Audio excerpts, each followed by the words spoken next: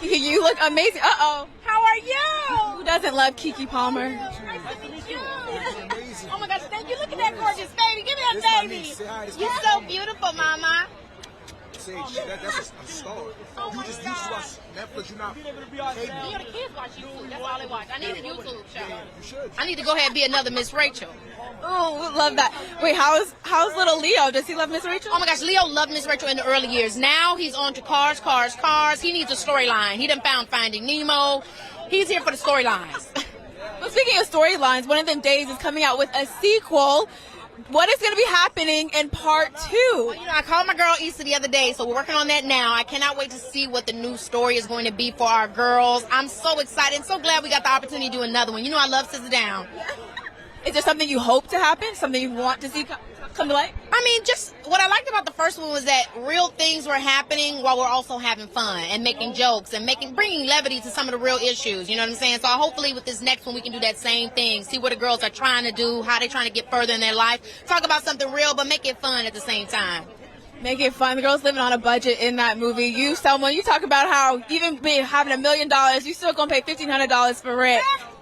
Why is that something that you live by? Girl, I love a hyperbole. I'm so dramatic. I speak in hyperboles, but really it's the discrepancy, right? You just have to make sure that what your output is not going to be more than what you're getting input. You know what I'm saying? I think it's important because money fluctuates. Our jobs fluctuate, especially with my industry. So it's one of those things where, hey, I need to make sure that I'm keeping it even in a way that I'm not going to end up on the floor at the end of this all. You know what I mean? Yeah, one thing that you splurge on though, that you gonna go all in. I always splurge on fashion because the fashion is how we show up, it's how we're perceived, it's a big part of it all, and you know, hey, we're gonna do what it needs to do.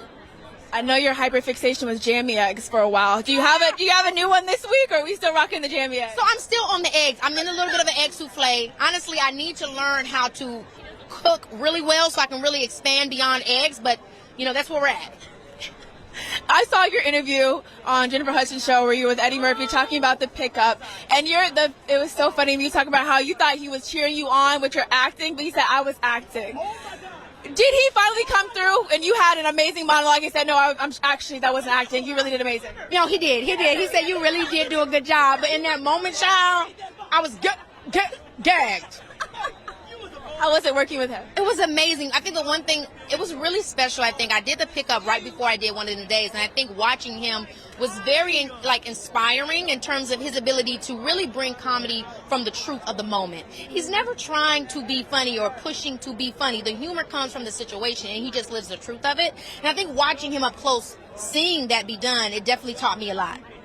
When we think about living in our truth, celebrating icons, Mariah Carey is being celebrated today. What is one of your favorite Mariah Carey songs? If you want to hit a little note, go ahead. Just the Emancipation of Mimi album in general. And I mean, you always know, you'll always be my baby. That was amazing as well. I mean, that's why she's being, honored. It's because the whole catalog is incredible.